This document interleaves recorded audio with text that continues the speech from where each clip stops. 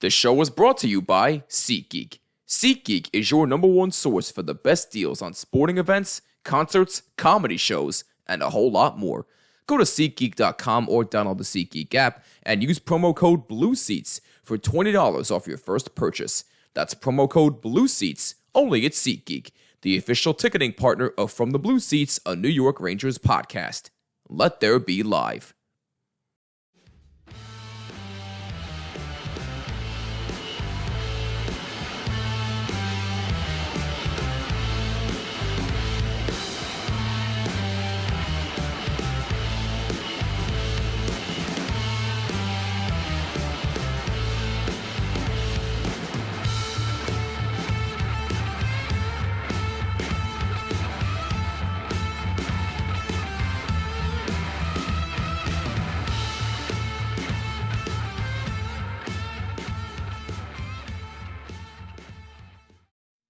Episode 2 of the Rivalry Tour starts now.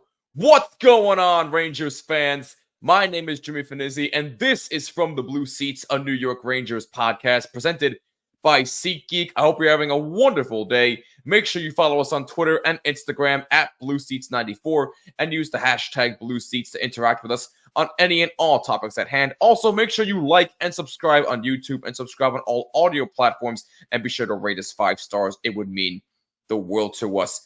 The Rivalry Tour continues here on From the Blue Seats, and today we are taking a trip to Raleigh, North Carolina to cover the Carolina Hurricanes. And I have brought nobody better. I love the guys over at the Surgecast. They do a fantastic job, but this podcast has really gotten my attention lately. I would like to bring in the one and only Griffin from the Caniac Sessions. Griffin, what is going on, my man? It's a pleasure to meet you for the first time, and thank you for doing this with me. How's everything? Yeah, man, good. It's going great. Thanks for having me. I've been looking forward to this. It's the off season. I'm itching for some hockey. Just like everybody else. I was gonna say, listen, we all are. Preseason is a little over a month away at the time of this recording, so I'm itching to get back to work covering all our teams here. It should be a fun time. It's kind of, hard to come up with something to talk about these days. Every now and then the teams will give us a little bit of fuel to have some discussions, but otherwise I'm itching for it. I can't wait to get back in the arena, watch some hockey, and get the next season started.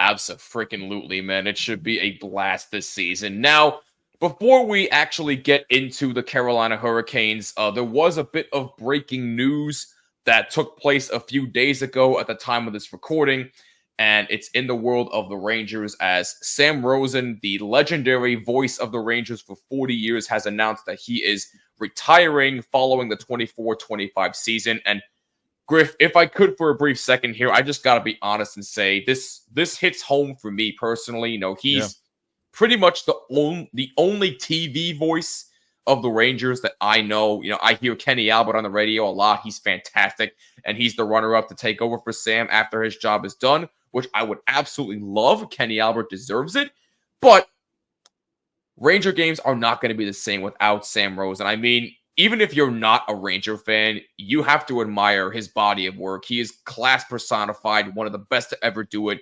He's a Hall of Famer for a reason. And I can definitely say Ranger fans and definitely the rest of the hockey world, they are going to miss Sam Rosen after this season. I know I will personally, because he's one of my idols. He's one of the reasons why I started this show and why I want to go into broadcasting. So on behalf of all of us here at THPN, I just want to say, congratulations to Sam Rosen on a tremendous career. I know there's more to come this season, but you will definitely be missed. Griffin, what are your thoughts on the news?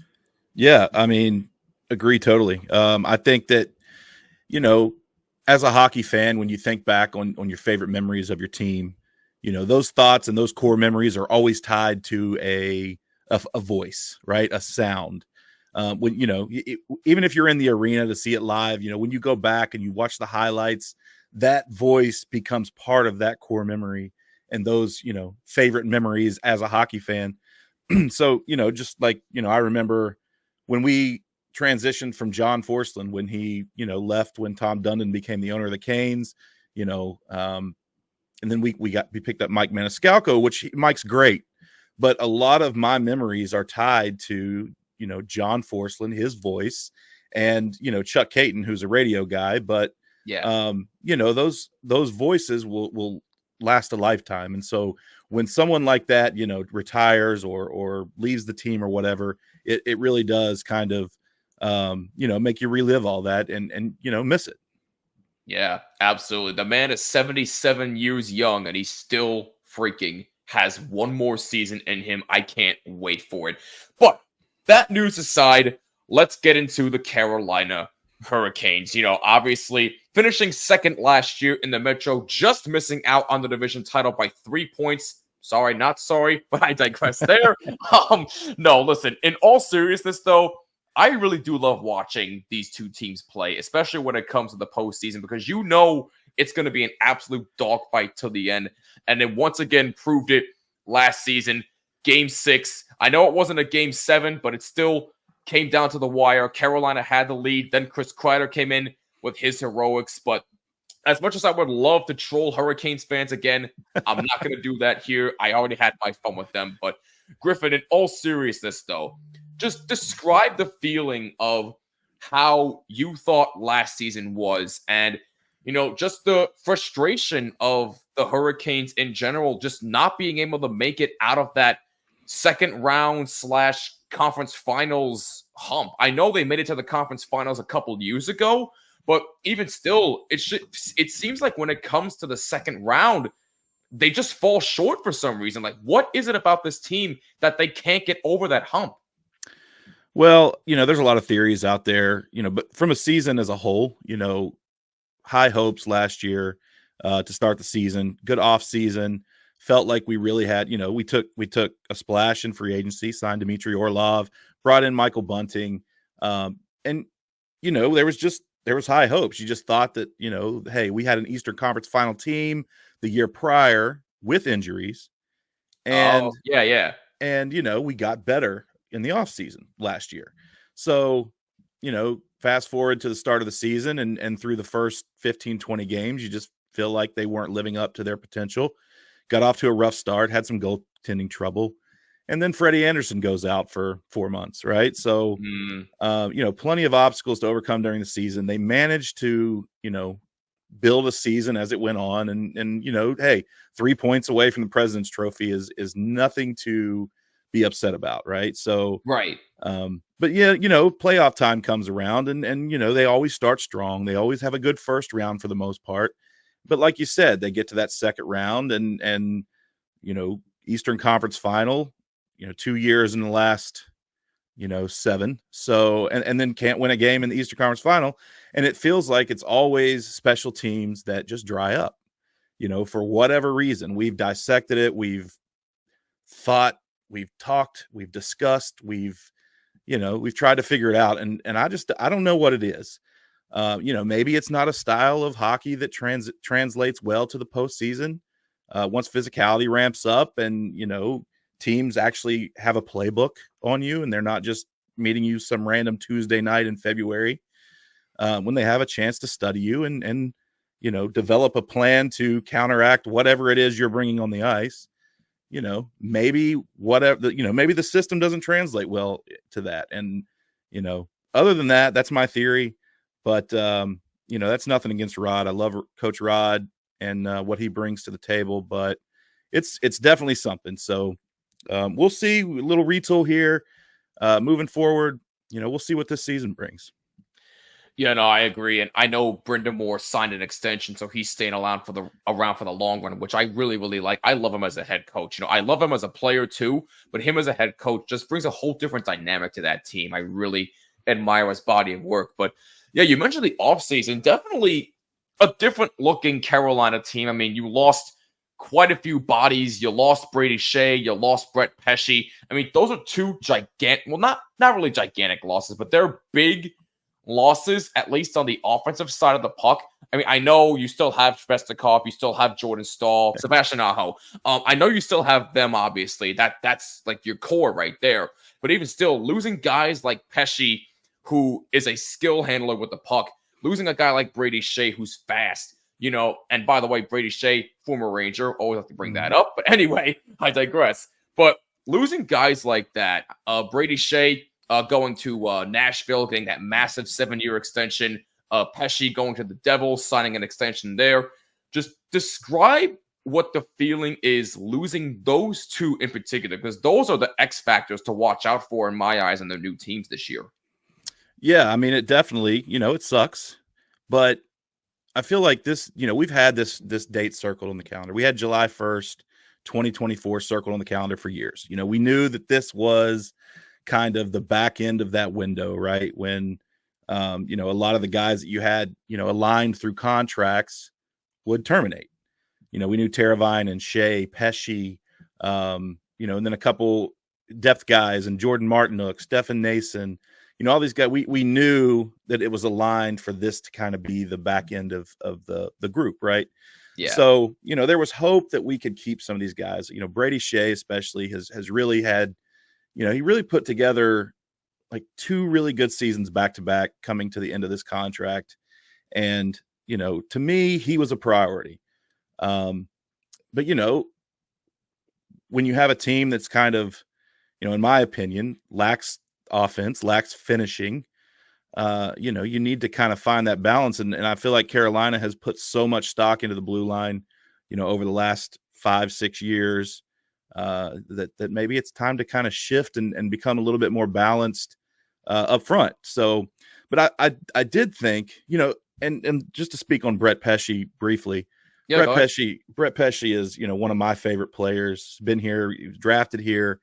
He grew up in Raleigh, right? So, as a player, and to see him, in Jersey is going to be, I don't even want to think weird. about it, but yeah, and we play him, the second game of the season in Raleigh, so he's going to have his homecoming, right there. I'm sure Neil will be very thrilled about that.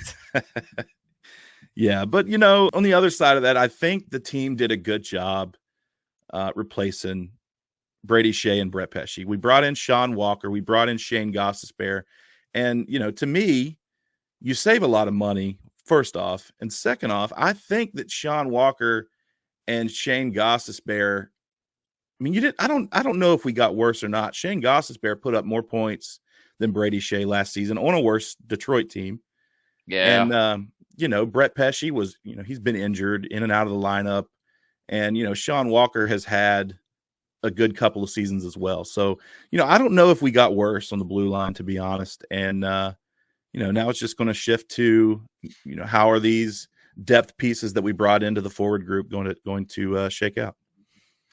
No, it's a fair point. You mentioned the power play going anemic throughout the entire postseason, which is, I don't think I've seen, other than Florida, I don't think I've seen a worse power play, in all seriousness, than the Hurricanes. Is there anything that you would change specifically on maybe the first or second line on that power play that could probably ignite a spark for this upcoming season? And when it comes to the postseason, I still think Carolina is making the playoffs next year. Don't make no mistake about it. I still think they're a playoff team, regardless of the moves they made. So what would you change about the power play unit going into the season?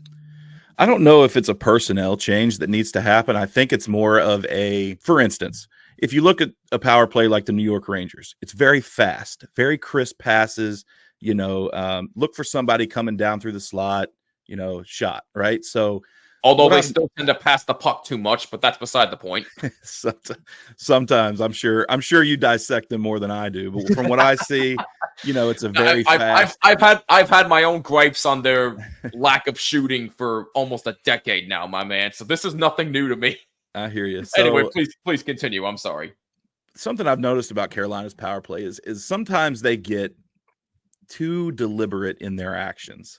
And what I mean by that is it's like they're thinking too much. It's like it's almost like everything develops too slow. Whereas in the regular season, it's fine. We have a great power play. It scores. It's quick. It's like as soon as they start thinking about it or they start worrying about it, because there's this stigma around the team that special teams dries up in the playoffs. So I don't, is it a mental thing? Like, yeah, I don't know, but I just feel like it's always too deliberate. The passes are too deliberate. They're trying too hard to set up perfect plays. When sometimes it helps just to maybe get a shot in, get a rebound off the goalie's pad, and put it in behind, right? I mean, that's, I feel like, how we score most of our power play goals. So don't change anything. Do the same thing in the postseason on the power play that you do in the regular season. And another thing, I love Brent Burns. Love Brent Burns. One of my favorite players of all time. Brent Burns. I can't believe he's still playing in this league, to be honest with you. I'm telling but you. Hey, he's proven to me that he's still got it. So what do I know? But I think it's time to pass the torch, right? And I think that's why this team went out and got Shane Gostisbehere in the offseason, who can run your first power play and, hopefully provide a spark to it. So that's what I'm looking at this upcoming season. I think Gostisbehere will run the first unit, and Burns would probably run the second. Do you know the beautiful thing about being a sports fan? There's only 2 days the whole year without a game. 2! With so much happening and so much action, that makes just about every day game day at DraftKings Sportsbook. It's super easy for first-timers to get started. Try betting on something simple like picking a team to win. Go to the DraftKings Sportsbook app, select your team, and place your first bet. It really couldn't be any easier, any simpler. I am seeing, though, that you can bet the Florida Panthers to repeat as Stanley Cup champions at plus 900 for the 24-25 season, but that's just what I would bet on. What you would bet on is up to you. And if you want to know how simple it is, if you just place your first bet and bet $5, you get $150 in bonus bets instantly. Well, how do you do that? Just download the DraftKings Sportsbook app and use our code THPN. That's code THPN for new customers to get $150 in bonus bets instantly when you bet just $5. Only on DraftKings. The crown is yours. Gambling problem? Call 1-800-GAMBLER, or in West Virginia, visit www.1800gambler.net. In New York, call 877-8-HOPE-NY or text HOPE-NY at 467-369. In Connecticut, help is available for problem gambling. Call 888-789-7777 or visit ccpg.org. Please play responsibly on behalf of Blue Hill Casino and Resort in Kansas. 21 plus, age varies by jurisdiction. Void in Ontario. Bonus bets expire 168 hours after issuance. Deposit and eligibility restrictions apply. See terms and responsible gaming resources at sportsbook.draftkings.com/hockey terms. This show is brought to you by BetterHelp. Question: what are your self-care non-negotiables? Maybe you never skip leg day, or it could be something simple like drinking more water. Our schedules are packed nowadays, and it's a huge priority to take care of ourselves. Mental health is so important, and therapy is something you should never skip to make sure that your mental health is in check. It can help you set boundaries, develop positive coping skills, and become the best version of yourself. If you're thinking about starting therapy, give BetterHelp a try. It's completely online and designed to be convenient, flexible, and suitable to your schedule. Just fill out a brief questionnaire to get matched with a licensed therapist. Plus, you can switch therapists at any time for no extra cost. Never skip therapy day with BetterHelp, because your mental health matters. Visit betterhelp.com/THPN to get 10% off your first month. That's betterhelp.com/THPN.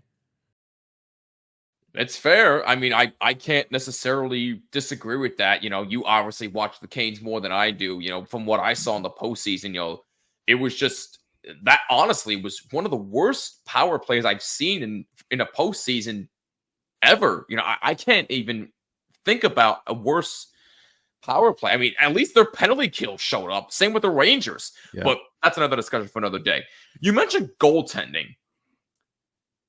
What Freddie Anderson went through, God bless him. I'm so happy to hear that he's doing a lot better. He had the blood clot issue. You never want to see a player go through that. So I'm glad to see that he's doing well. He came back, had a scorching hot start in his first game back. First 5 games back. I think it was like 5-0 in his first 5 games after coming back from that issue. So good for him.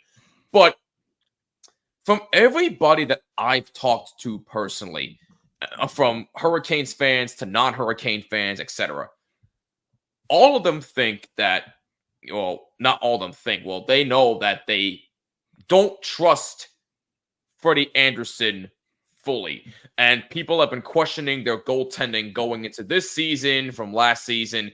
I know Kochetkov is still their young gun. He's probably going to be their future goalie, and I have all the faith in the world in him.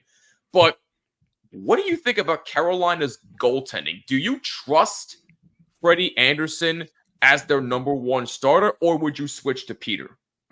Yeah, I think it's time for Kochetkov to take the reins as your number one. I mean, if you want to have a 1A, 1B type scenario and alternate, game on, game off, that's fine.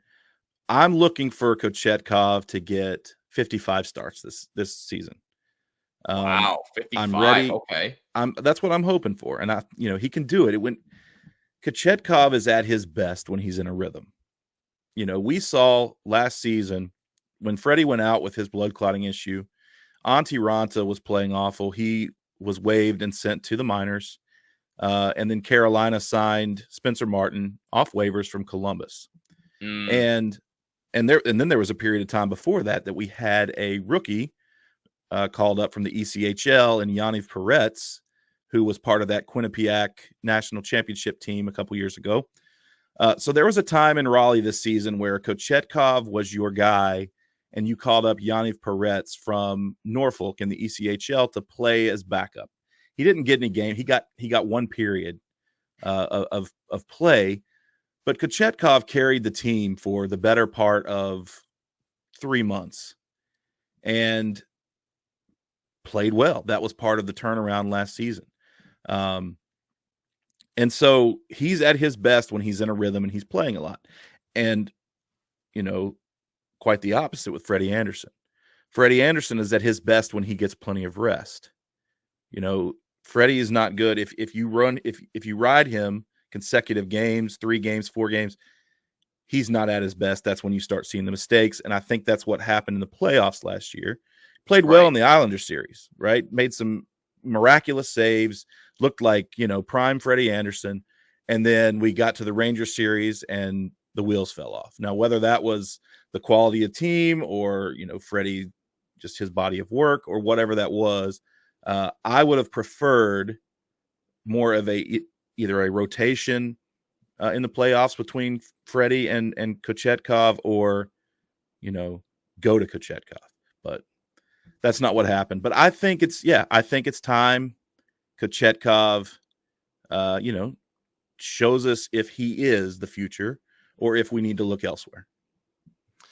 Speaking of goalie, not to deter away from the Hurricanes here for a brief second here, but I can't help myself. I need to ask an outsider's perspective on Igor Shesterkin here, because we all know he's one of the best in the NHL right now. I don't think anybody's going to deny that. And I mentioned it a while ago on my show that, I would not personally give him a long-term extension only because I don't want to have a Henrik Lundqvist situation all over again, where the team's going to keep letting him down constantly, and he's going to have to carry the team on his back, and no Stanley Cup championship. Henrik Lundqvist did that same thing. Yes, he carried them to the Stanley Cup final in 2014, but unfortunately, we all know what happened that year, and I refuse to relive that. But, point being, Igor Shesterkin is going through kind of the same thing that Henrik Lundqvist did, and I don't want that to continue. So, I would not give him a 6-year extension, but regardless of what I say, he's going to get his money. But, from an outsider's perspective, what would you do if you're Chris Drury? Do you give Igor a long-term extension, yes or no? That's tough. I'd probably give it to him. Really? I would probably give it to him as soon as possible. Interesting. Because okay. reason being, I don't know what he's going to get paid. It could be upwards of $12 million, right? Of a cap hit. I don't know. That's just a quick guess. But, if knowing the goaltender he is and knowing the team that, is playing in front of him, the Rangers have just as much of a chance to hoist the cup as anybody this next season. The next, I haven't really looked at their their upcoming UFAs or anything like that, but they've got a window that's open for at least a couple years. Right. So if you sign Shesterkin to a bridge, a 2-3 year contract, and next thing you know, he's got another Vezina and a Stanley Cup behind his name. Now we're looking at even more money at a higher cap. If you get it taken care of now, it's done. And even with the cap rising, it's done. So the contract will get better as time goes on and the cap goes up. So I would almost get it done now before, he builds more to that resume and demands even more money. That's just my opinion. Interesting you say that. I mean, I don't really agree with it, but I get where you're coming from. I do. But no, listen, I mean, I'm all for keeping him around. I want to keep him for as long as we can. So what I suggested was maybe sign him to the bridge, like you said, maybe a 2-3 year extension. And then what I said at the time was, depending on what happened with Jacob Trouba, because the situation was going around with the rumors where he was going to get traded and all that stuff, depending on what happens with him, if he does end up getting moved, you free up $8 million cap space. And then if he got traded before you signed him, if he got traded, then you could have signed him to that long-term deal. But Trouba's still here, and I hope he rebounds from all this drama that was surrounding him. But that's another discussion for another day. I've said my piece about that. But even still, I still wouldn't give him the long-term deal. That's just me, though. That's just me. But anyway, back to the Hurricanes. Well, no, it's fine. Just real quick to No, go ahead. I think that I've always been a big believer for any player, especially a player with generational talent like Igor. If the team wants the player and the player wants the team, if it's a good match, get it done before someone changes their mind. And I don't even know if Shesterkin and his camp would sign a bridge at this point. Maybe they're looking long term. And if the team comes at him and says, "Hey, we want to give you a 3 year at X amount of dollars," I don't even know if he signs it. Maybe he does, but I've just always, I'm always a big believer, and we've got the same thing going on down here with Seth Jarvis. Get this guy signed 8 years. Let's do it before somebody changes their mind. That's just my thoughts. Yeah, the Bruins are going through the same thing with Jeremy Swayman. He still hasn't been re-signed yet. So, Hey, listen, anything can happen. It's still the offseason, so you never know. But going back to the Hurricanes here, I didn't mean to deter away from that. I apologize. We're in Raleigh right now, but I digress. So, based on the moves that they've made, who they've lost, who they gained, with the current goalie situation that they have, what do you expect from your Hurricanes this season? Do you expect them to fight for the division? Do you expect them to fight for a wild card? Or, God, dare I say it, do you expect them to miss the playoffs, even though I don't think they're going to? But what do you expect from them for the 24-25 season? Expectations are still moderate. Not as high as last season. I think that, I believe that we've taken a step back, if on paper at least. But, I also believe we have to take a step back this season to take a step or 2 steps forward next year, with some big name prospects coming in and a ton of cap space next year. You've got the Orlov contract and the Burns contract falling off the books next season, and we're going to have about $24 million to spend. But, for this season, I don't expect them to get their 4th 50-win season in a row, unfortunately. Fair enough. I think that's fair. No, that's fair. I see where you're coming from. I'm looking, but I think they could be right around the 100-point mark. Maybe a little north, maybe 105, maybe as low as 95. But depending on what happens throughout the season, how the season plays out. But I expect us to be somewhere right around that area. I think the division finishes the Rangers first place. I think they'll take the division again. I think really. I do. I think okay. It troubles me to say that. I hate, I almost want to bite my tongue here, but I got to be honest. Fair enough. Okay. But no, I do think the Rangers take the division again. And I think that, Probably New Jersey will be up there again. Maybe. Yeah, I literally said don't sleep on this Devils team. They're going to be much better than last season. They might fight for a wild card spot this year. At least in my eyes. I don't think they're going to be at the top of the division just yet. They have something to prove to me, but they'll be in the fight for at least a wild card spot. Yeah, definitely. I think they're definitely a playoff team, but I think, it's going to be, in my opinion, it's going to be between Carolina and New Jersey for second and third. But I think that's your first round matchup in the playoffs. I think Carolina is either probably going to finish third or, depending on how the Devils do, maybe second, and see each other in the first round. And, then who knows what happens. Playoffs are, a whole different animal. So, yeah, I think for this season, if I were to put a success stamp on this season at the end of it, it would be, a second round appearance. Okay. If we could make the second round, I would say, hey, we overperformed. I'm happy with this. If even if we lose the first round to a good Devils team or something, say they win the division and we play the Rangers in the first round, or who knows, and we fall in the first round, I won't be too upset because, again, I know that we're taking a small step back this year, and I don't think we are, in our contention window, but I do believe in a couple years it opens right back up. I agree. So, I think it's a playoff team. I think, I think they're going to be up there in a I don't think it'll be as widespread, and Carolina will fall as much as some of the national media believe they will, but we will see. Fair enough. Now, to wrap things up here on our tour to North Carolina, give me your player to watch on the Hurricanes this season. Who's going to be your biggest X factor?